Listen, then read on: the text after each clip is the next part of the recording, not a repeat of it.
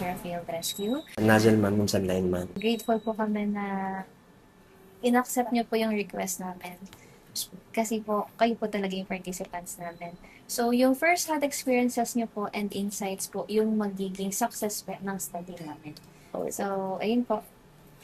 Gusto lang po namin i-highlight konti yung study namin. Yung general objective po namin, this study aims to uncover the emotional vulnerability of firefighters after a failed rescue and to examine how these experiences affect their resilience. So, narinig niyo po ba yung kanina, sir? Yung, namin, sir, kanina. Hindi masyado kasi busy. Okay po.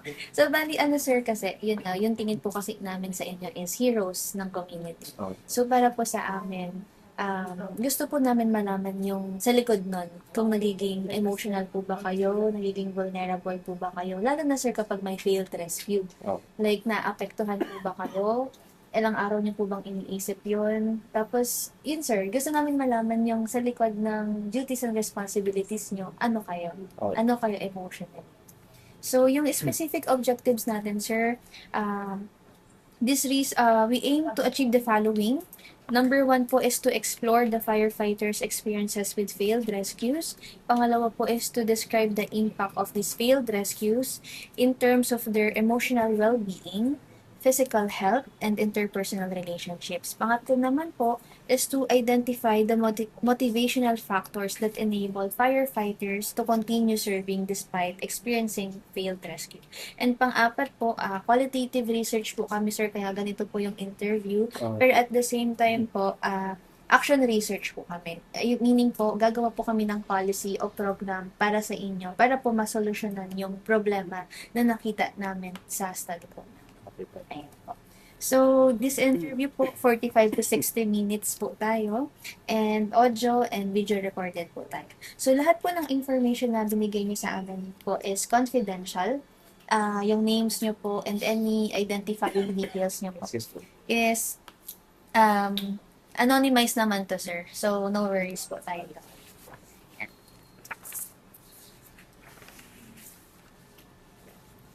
Tapos, sir, pa-flip na lang po.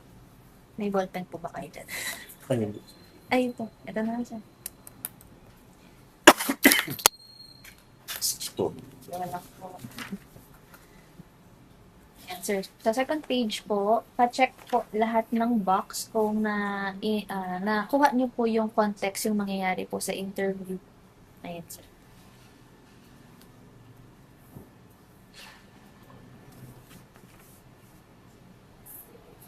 Okay, sir. Next naman po, sa pa-flip na lang po ulit sa informed consent. So, ayun po, yung purpose naman po ng informed consent is may proof po tayo na fully informed po kayo sa mangyayari. Okay. And at the same time, protecting your rights po, sir. So, na-discuss naman po natin yung purpose, yung procedure, and yung risk, sir, since magtatalk tayo about failed rescues, this may bring up difficult or painful memories and feelings po. So, you might feel upset po, anxious, or distressed during or after the interview. So, kapag ganun, sir, wag kayong mahiya sabihin sa amin mag-pause, take ng break, okay lang po. Sige. And yung benefit naman po is para naman po sa firefighting community ng Olongapo City para ma-improve po yung understanding ng mga tao sa inyo and mag-inform po ng better support system. So sa confidentiality po, since ayun nga po, confidential po lahat, gagamit po kami ng alias sa katauhan niyo, sir, sa bilang kayo, sir. And lahat po ng data namin sa inyo is i-delete po namin ng February 2026. Okay. Kasi final defense na po natin. No problem. Then, of course, yung rights mo, sir, you have the right to refuse to answer, take a break, or even refuse or withdraw without any consequences, sir. Okay lang po, sir. Okay lang. So, ayun, sir. Ay, napila ko na po ata. Ayan lang po. Yeah. So, bago po tayo mag-interview, gusto ko lang po sabihin na ito pong questionnaires namin, wala lang po to since kayo naman po talaga yung magbibigay ng buhay po at sa research namin. Yung sagot niyo, sir, kung paano inyo in-explain yung experiences, yung nararamdaman nyo, yun, sir. And also, gusto po kasi namin matulungan kayo, mabigyan ng boses. Yun, sir. And sir, better support system na hindi lang galing sa family, sa kaibigan, pero yung manggagaling sa trabaho, sir. And ito po yung research doc namin. Pag magsa-search po kasi kayo, marami naman pong firefighting related na study talaga. Oh. Pero sa Olongapo po, wala. Wala pa. Ayun. Ngayon pa lang, kaya Ayan, sir. So, ready na po ba? ready naman ako. Ready. Tiyak po ba? Sana, sir. Mas okay yun, sir. Mas okay ba? Okay. Mas effective no? Opo, sir. Bago pala tayo sir, question. Ano po, Sir Jovi po. Jovi. Ilang years na po kayo sa 5 years in service po. sakta po? Taga saan po kayo? Santa Rita, Olongapo City. Dito lang kayo, sir. Kaya siguro lagi ko kayo nakikita.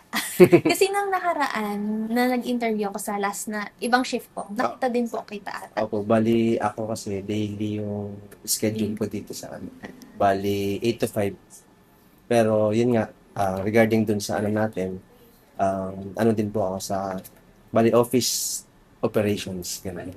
Pero na-try niyo na po yung kasama sa mismong Yes. operation. Naging ganun muna po kayo bago kayo Bali, actually, nung sa ano po talaga, naging more on office talaga ako.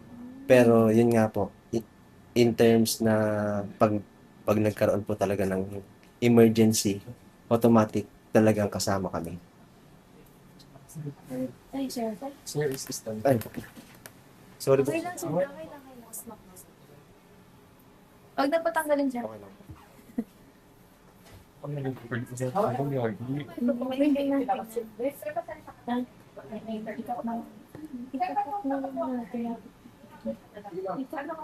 It's either nozzleman or lineman.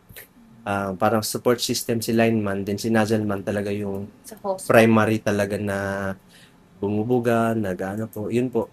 Yung tulad kanina, si Sir, ang experience talaga siya na nozzleman dati before siya maging admin or maging team leader kasi siya ng dito, ng ship na to. Yun lang. Ano yun, sir, kapag ganun na hindi na sila nag-ooperate doon? Ibig sabihin, parang na sila, office na. Bali, ang designations kasi namin kada isa, talagang, kami, multitask talaga. Kung makikita, di ba, kadalasan nakikita nyo kami sa office, Opo. nakikita nyo kami sa operations, sa vehicular accidents, lalo na si Sir, example na lang din po, sila Sir, dahil ano po siya, nurse, automatic na, at meron tayong ambulance, automatic, po siya, on call talaga kami. Totally on call. Ako naman, graduate akong teacher, bali, kaya napunta din sa community educator. Parang napapractice pa rin, kahit iba-iba po yung, iba-iba yung courses namin, as one pa rin namin napapractice yun lahat. Bali, kung yung dating hindi mo ginagawa, ngayon ginagawa mo na. Yun po dito sa fire officer, pagiging fireman sa BFP. Bali, sir, naka-base din po sa tinapos nyo nung college. Opo, bali ang qualification kasi talaga ni basta 4 years grad ka, then board passer or civil Service. service passer ka, automatic qualified ka. Bali, doon na lang nagkakatalo. Pagdating sa kasi, lalo na compared to other seniors, kami yung tinatawag na lowest mammal sa lowest mammal sa halimbawa dito sa stations or sa bureau, dahil kami yung kami yung FO1, Fire Officer 1. Tapos yun nga, ang category namin ng seniority is per year. Kung halimbawa na-recruit ka ng 2020, tapos na-recruit ako ng 2019, yun na, ma'am, sir, ganun. Pero mas better kung sa ka namin, part ng naman, sa government, kahit sa ang agencies naman, ang laging tawag namin, ma'am, sir, ganun, ma'am. So, kayo, sir, sa kung gaano katagal?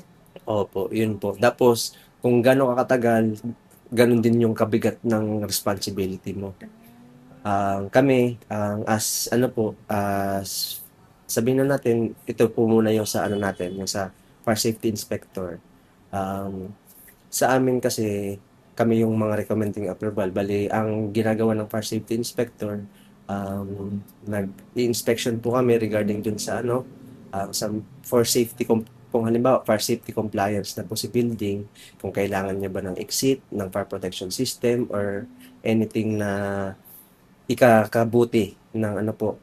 Tapos, regarding naman po sa inspection, um, yun din po yung gusto namin malaman at grateful kami na ganito po pala yung research nyo na ano, at least aware po yung ibang tao, magiging aware yung ibang tao sa ano natin, sa field of work na hindi dati kasi ang 'di ba sinasabi kung makikita niyo sa comment section sa Batangas po or ano, ang bagal na to, tapos yung parang nagiinom lang daw sa station, yung parang negative comments sa amin sa ano, yung parang ang ginagawa lang namin is magpalaki ng tiyan, ganun yung ano natin. Pero hindi nila nakikita sa actual na any emergencies nandun kami. Kahit nga po ano lang po oil spill, kung makikita nyo, instead na ibang tao yung ano, nandun kami po yung ano, na hindi naman, yung parang sabihin na natin na hindi naman mandated dun sa work namin na ano, na sinumpaan. Pero dahil ka ang day by day, yun yung naging problem. Parang ano na kami, parang ano to, kasali na kami doon sa emergencies. Basta all emergencies, doon naman po yun sa ano natin sa mission vision na other emergencies, all emergencies, man-made or ano man po yan, ah, pagdating sa calamities, kasama si BFP po. Yun po yung ano natin. So, hindi lang po kayo sa fire, lahat po ng emergencies na Yes po. Kung makikita nyo sa labas, wala lang po yung ano natin, wala lang po yung ambulance natin, tapos mga rescue vehicles po natin, hindi lang fire truck, bali ambulance or Opo. yung other services po. Thank you, sir. Ang daming info nun. Mas lumawak po yung alam namin sa firefighting. So, ayun sir, start tayo. Sige po. So, can you tell us about yourself po and gaano na po kayo katagal sa firefighting? Bali, to introduce po, I'm Fire Officer 1 Jovic Sander Santillan Melia. 5 years in service na po ako. Then, ang designation ko nga, tulad na naman sabi ko kanina, is community educator, building plan evaluator, fire safety lecturer, and lineman. Yun po. So, bakit kayo naging, sir? Di ba sir, teacher kayo? Bakit nyo naisipang pumasok sa fire department? Bali, actually, ang gusto ko lang talaga no after kong graduate, magkaroon ako ng permanent job. Which is, dahil dati, yung ano ko kasi sa family, hindi talaga ako taga rito. Bali, Bicolana po ako from Region 5. Ngayon, ang naging story behind dun sa pagiging fire officer, bali, nag-try din ako mag-apply dito sa STO. Ano yung Sa ano po, Department o dito po sa Department Office ng ano, nakalimutan ko yung term. Yung sa teacher, DepEd po ba? DepEd. DepEd. SDO kasi yung sinasabi. DepEd po. Okay, DepEd. Bali, nag-ano din po ako ng final interview dun. Bali, ginawa ko din yung lahat na pero yun nga lang, dahil sa may qualification din si DepEd na kailangan may teaching experience. Bali, pumasa naman tayo sa lahat ng pero pag final deliberation, dahil sobrang konti lang yung slots, then marami po kami, syempre, nakadepende na din po sa DepEd kung sino talaga yung pinaka-qualified. Yun. Then, after nung nalaman ko yung Yung result. Bali, kung tutusin, meron kasi akong tita na sa side ko po kasi talaga ng teaching talaga yung natin, mga teachers. Yung iba principal na din po principal na din po. Tapos regarding dun sa po natin, regarding po dun sa pagiging yung parang dahil 'di ba kanina sinabi ko gusto kong yung parang magkaroon ng permanent job. Yung pagiging fire officer na-scroll ko lang po siya sa na-scroll ko lang po siya sa Facebook.